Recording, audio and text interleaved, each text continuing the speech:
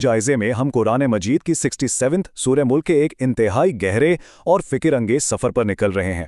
ये कोई आम सा कलाम नहीं है, बल्कि इसे बाकायदा एक मुहाफिज, एक ढाल माना गया है। ये हमें रुक कर ये सोचने पर मजबूर करती है कि आखिर हमारी ज़िंदगी का असल मकसद है क्या। दुनियावी गफलत के जो पर्दे हमारे जहनों पर पड़े हैं ना, ये सूरत उन्हें हटाती है। तो चलें मिलकर इसके पोशीदा खजानों को दरियाफ्त करते हैं। ये बात फौरन ही इंसान की पूरी तवज्जो अपनी तरफ खींच लेती है। जरा रूहानी तौर पर इसकी अहमियत का अंदाजा लगाएं। सिर्फ 30 आयात, जी हां, सिर्फ 30। ये आयात बिल्कुल एक ऐसे वकील की तरह हैं जो रोज़े क़यामत तिलावत करने वाले की तरफ से मुकदमा लड़ेंगी, और तब तक लड़ेंगी जब तक इसकी बख्शिश न हो जाए। कितना हैरानकुन वादा है ना। और सच पूछें तो यही वो चीज़ है जो हमें इन आयात के गहरे मफहूम को समझने पर मजबूर कर देती है।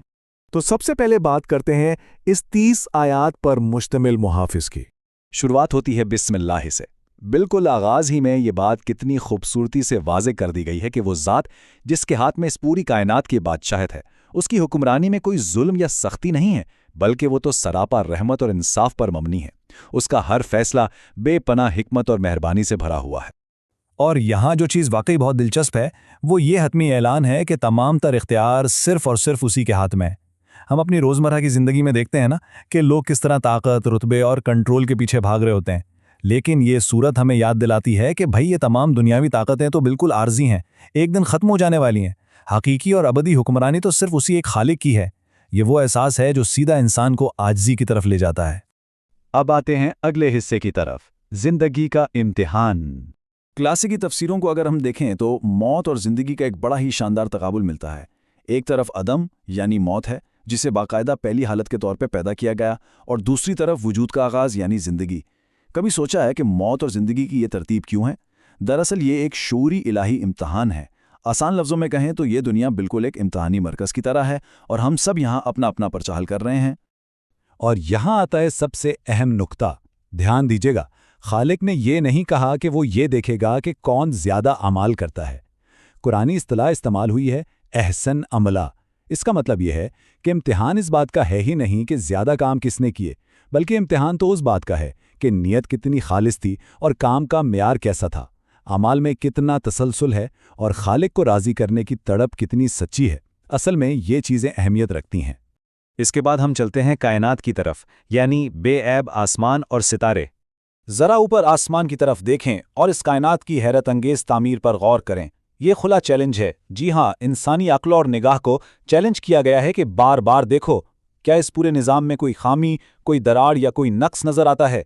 सच तो ये है कि निगाह थक हार कर वापस लौट आएगी, लेकिन इस कायनात के परफेक्ट निज़ाम में एक भी नुक्स नहीं मिल सकेगा। ये एहसास इंसान के अंदर मौजूद ईमान को ज़बरदस्त तक़वियत देता है। तारीख़ी और क्लासिकी तफसीर में ताबई क़तादा रहमहुल्लाह ने सितारों के हवाले से 3 बहुत ही दिलचस्प मकासद बयान किए हैं। पहला, रात के वक्त आसमान की खूबसूरती और दिलकशी। दूसरा, शयातीन के खिलाफ एक दिफाई निज़ाम या मिज़ाइल।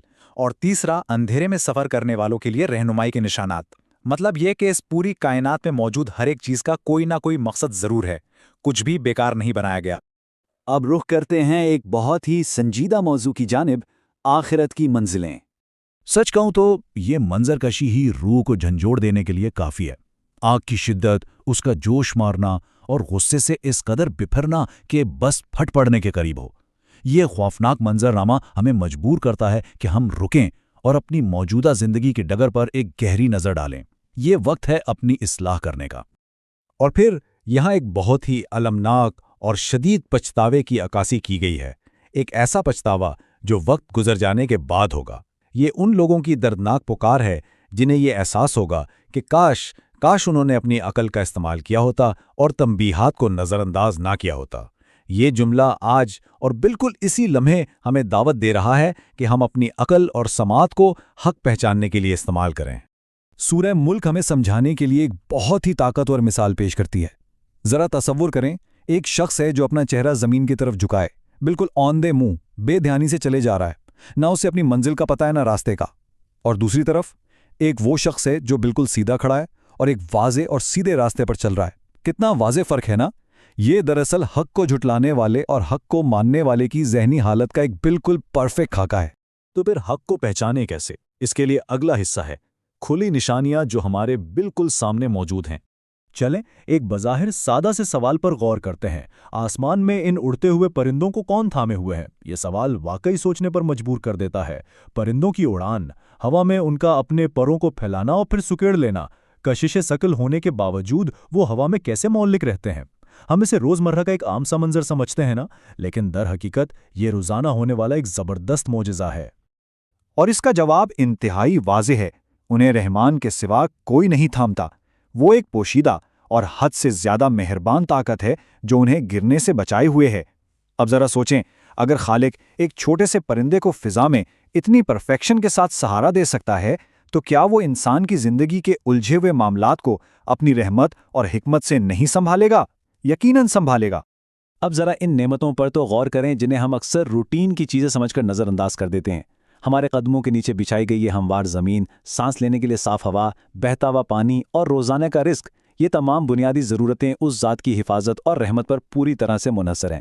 سچی بات تو یہ ہے کہ صرف اس ایک بات کا احساس ہی ہمارے دلوں کو شدید شکر گزاری سے بھر دینے کے لیے کافی ہے۔ آج کی اس گفتگو کو ہم ایک آخری انتہائی گہرے اور چونکا دینے والے سوال کے ساتھ ختم کرتے ہیں۔ ذرا چشم تصور نے لائیں، اگر یہ زندگی بخشنے والا پانی اچانک زمین کی گہرائیوں میں کہیں غائب ہو جائے تو کیا دنیا کی کوئی بھی طاقت اسے واپس لا سکتی ہے؟ یہ سوال ایک بہترین یاد دہانی ہے جو ہمیں یہ سوچنے پر مجبور کر دیتی ہے کہ ہم انسان اپنی بقا کے لیے ہر لمحہ اس ایک خالق کے کس قدر محتاج ہیں۔